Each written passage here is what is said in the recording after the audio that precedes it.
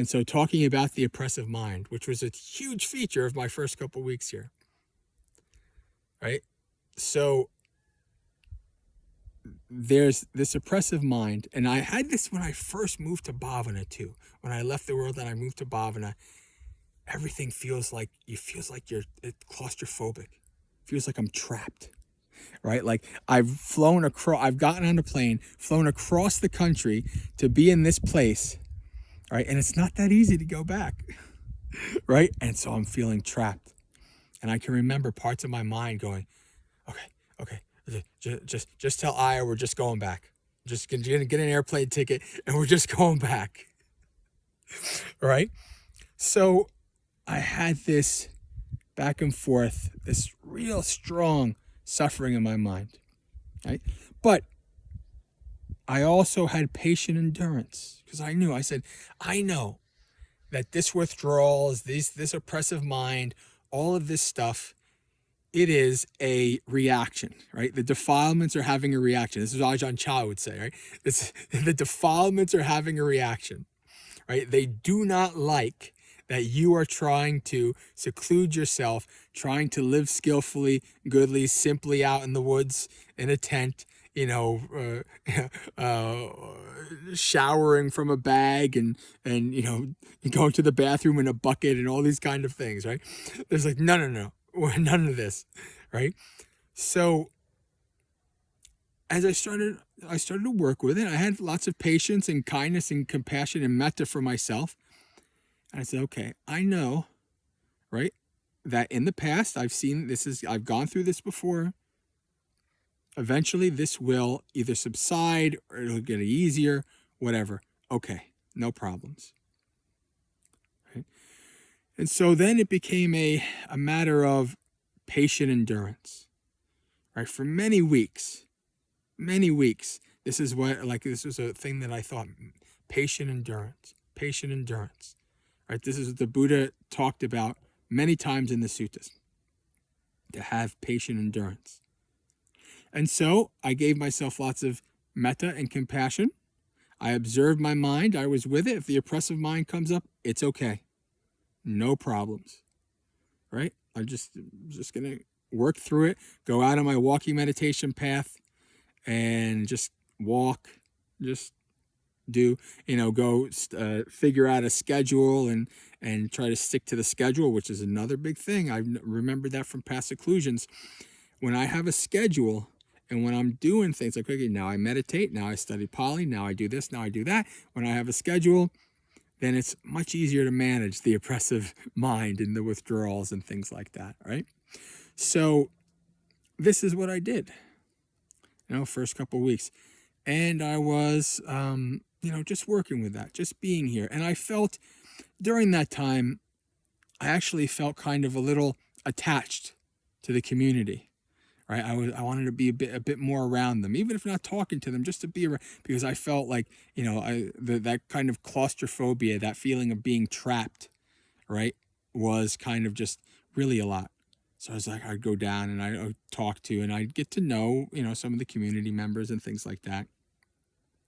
And then we were still trying to figure out, well, how do I, do I come to the sessions or do I don't come to the sessions?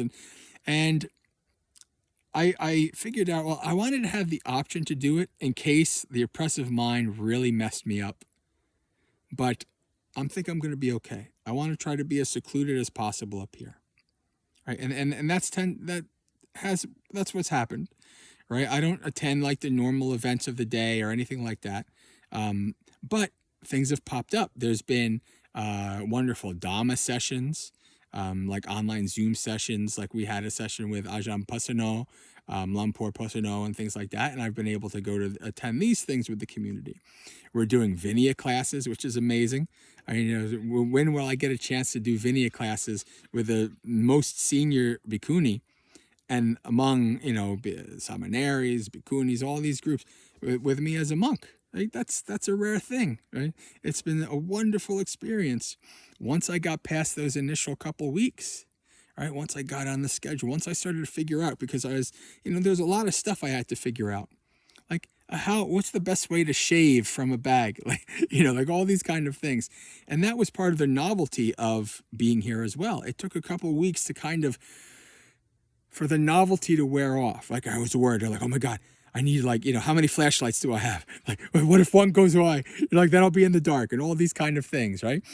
And so, and also there was stuff like, my breathing and breathing issues. And when I have trouble breathing, like that claustrophobia and that fear just come right out. It just amplifies everything. So as soon as I have trouble breathing, the oppressive mind gets amplified, the darkness gets amplified, everything just goes way bad. Like it's just, and in the beginning they put me in a spot where the tent was kind of on a pretty bad angle, so like I would be sleeping at night and I would just kind of slide down, and I was not having good night's sleep for the first 3-4 nights.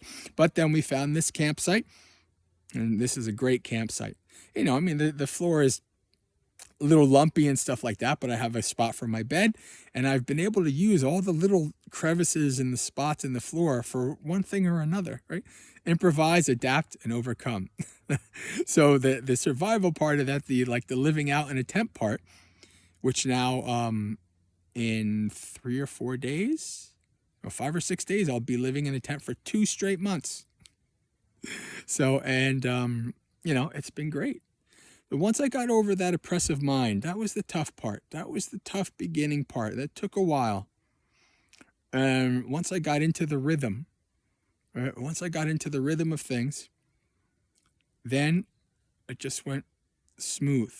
And I started enjoying my afternoons, right? I'd come back from lunch and I'd do yoga and I'd do my Pali and I'd read the sutras. And I started reading Ajahn Chah's biography, which has been Ajahn Chah's everything. And Ajahn Chah to me is the best. And so this is like, reading his biography has also been a big help in allowing me to be at peace here. Right? So it was a gradual process. And it was funny because then once I started loving, oh, this is wonderful. This is a wonderful afternoon. I get to chill and do my things. And I started writing. I haven't done any writing in ages. So I'm really trying to, basically what I decided was this is the perfect time for me to start building up good habits that I've been wanting to do forever.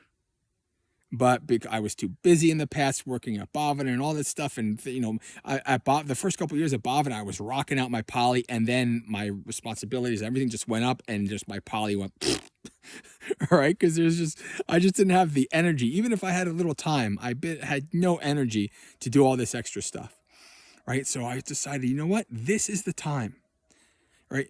3 short months when my mind in the beginning would think 3 months, oh my God, 3 months, I'm not going to make it. I'm not going to make it. And then I started realizing, wait a second, 3 months is not that long. And I have this wonderful opportunity here. When am I going to get this opportunity again? When am I going to be able to stay in a tent for 3 months and be able to have the freedom of like that I didn't have at Bhavana to really work on myself, right? To develop my skills. Right? When am I going to have that again? I don't know. So I was like, okay, you can't waste this, Jayasara. This is a time to set your skills, do your good work, set good habits. And that's what I've been doing, right? Trying to set good habits, trying to put myself on a good trajectory so that when I go back, right, I will have had enough time to build up these habits so that they hopefully won't fall apart when I go back. It's going to be tougher, but hopefully, yes. But this is what I focused on when I made this switch from, oh my God, I'm a prisoner. This is horrible. How am I going to make it 3 months? To, this is wonderful. I want to make the best out of every freaking day here. Right? And as soon as I did that, guess what happened? Life, as it does, said, okay, guess what? Now we're gonna start challenging that. Now we're going to have red flag fire alerts. We're going to have bad smoke where you have to go down and stay in the cloth shed so that you can breathe with a purifier. Like all of these things start happening, right? All of these things that start taking me away from my beautiful, wonderful, chill afternoons. And I say, right, that's another lesson right there. That's another lesson. All right, 10 minutes again, I'm gonna stop.